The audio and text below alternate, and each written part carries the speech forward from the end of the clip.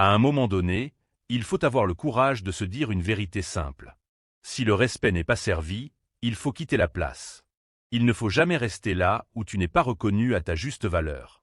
Pendant ce temps, le Real Madrid regarde. Et tôt ou tard, la question va tomber. Le Real Madrid a-t-il mal géré Endrick? La réponse n'est peut-être pas immédiate. Mais le football a une mémoire longue. Et les clubs qui se trompent sur leur talent finissent toujours par le payer. Rester là où tu n'es pas reconnu, ce n'est pas de la patience. C'est de l'usure. Endrick, aujourd'hui, envoie un thème. Et sache clair. Aujourd'hui, on va parler de football. Mais surtout, on va parler de respect. Parce que ce qui se passe en ce moment avec Endrick, ce n'est pas juste une histoire de transfert. Ce n'est pas juste une question de minutes jouées. C'est une leçon de vie, une leçon de carrière, et peut-être même une leçon que le Real Madrid est en train d'apprendre dans la douleur. Regardez bien la situation actuelle. D'un côté, le Real Madrid, un club immense, historique, légendaire, mais qui traverse une période beaucoup plus compliquée qu'on ne veut bien l'admettre. Un club qui doute. Un club qui cherche des solutions. Un club qui parle de reconstruction, de projet, de futur, mais qui, dans les faits, a parfois du mal à gérer ses talents. Et de l'autre côté, il y a Endrick. Un jeune joueur. Un talent brut. Un garçon annoncé comme l'un des plus grands espoirs de sa génération. Un joueur qui, sur le papier, devait incarner l'avenir. Mais qui, dans la réalité, n'a jamais vraiment été traité comme tel au Real Madrid. Soyons honnêtes 2 secondes. Au Real Madrid, Endrick n'a jamais eu un vrai temps de jeu régulier, une vraie continuité, un vrai rôle clair, une vraie confiance installée dans la durée. On lui demandait d'être prêt, mais sans lui donner les moyens de l'être. On lui demandait d'être décisif, mais sans lui donner le droit à l'erreur. On lui demandait d'attendre, toujours attendre. Et c'est là que le problème commence. Parce qu'un jeune joueur, surtout un joueur offensif, ne progresse pas dans l'attente. Il progresse dans la répétition, la responsabilité, la confiance, le rythme. Et ça, Endrick ne l'a jamais vraiment eu au Real Madrid. Alors certains vont dire « Oui, mais c'est le Real Madrid, la concurrence est énorme. » C'est vrai, mais ce n'est pas une excuse suffisante. Quand un club recrute un talent de ce calibre, il doit assumer sa gestion. Sinon, ce n'est plus de la patience. C'est de la mise à l'écart déguisée. Et aujourd'hui, soyons clairs, le Real Madrid n'a pas respecté Endrick sportivement.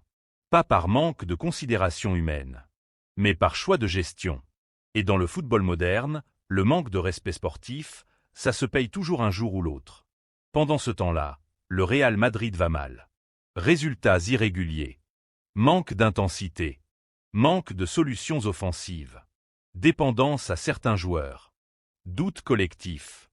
Et ironiquement, le joueur qu'on n'a pas vraiment voulu utiliser est en train de rayonner ailleurs. Et c'est là que l'histoire devient intéressante. Parce qu'Endrick n'a pas quitté le Real Madrid par caprice. Il n'a pas fui la concurrence. Il n'a pas abandonné. Il a simplement compris une chose essentielle. Si ton environnement actuel ne reconnaît pas ta valeur, alors il faut changer d'environnement. Quand Endrick arrive à Lyon, beaucoup étaient sceptiques. Est-ce qu'il va s'adapter? Est-ce que ce n'est pas trop tôt? Est-ce que la Ligue 1 est le bon championnat? Mais très vite, une chose est devenue évidente. À Lyon, Endrick est respecté. À Lyon, on lui donne du temps de jeu, de la confiance, un rôle clair, une vraie place dans le projet. On ne lui demande pas d'être parfait. On lui demande d'être lui-même. Et comme par magie, le talent explose. But, décisivité, confiance, sourire, leadership. Tout ce qu'on ne voyait pas au Real Madrid apparaît soudainement. Mais attention, ce n'est pas parce que Endrick est devenu meilleur du jour au lendemain. C'est parce qu'on lui a enfin donné l'espace pour s'exprimer. Et c'est là que le message dépasse totalement le football. Parce que cette histoire, elle ne concerne pas que le Real Madrid ou Lyon. Elle concerne tous les talents sous-estimés. Dans le football, dans le travail, dans la vie. Combien de joueurs dorment sur des bancs aujourd'hui? Combien de talents sont ignorés parce qu'ils ne rentrent pas dans le moule? Combien de jeunes sont freinés non pas par leur niveau, mais par le manque de confiance qu'on leur accorde?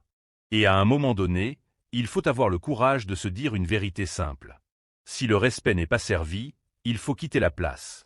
Rester là où tu n'es pas reconnu, ce n'est pas de la patience. C'est de l'usure. Hendrik, aujourd'hui, envoie un message clair. Il dit « Je ne suis pas le problème ». Et il le prouve sur le terrain. Pendant ce temps, le Real Madrid regarde. Et tôt ou tard, la question va tomber. Le Real Madrid a-t-il mal géré Hendrik? La réponse n'est peut-être pas immédiate. Mais le football a une mémoire longue. Et les clubs qui se trompent sur leur talent finissent toujours par le payer. Hendrik n'a pas besoin de revanche. Il n'a pas besoin de déclaration. Il a juste besoin de jouer. Et à Lyon, il joue. Il progresse. Il brille. La morale de cette histoire est simple. Le talent finit toujours par s'exprimer. Mais pas toujours là où on l'attend. Dites-moi en commentaire ce que vous en pensez. Le Real Madrid a-t-il manqué de respect à Hendrik? Lyon est-il l'environnement parfait pour lui? Et combien de talents sont encore bloqués aujourd'hui par une mauvaise gestion? Abonnez-vous, activez la cloche, on continue à parler football avec du fond et du sens. À très vite les amis.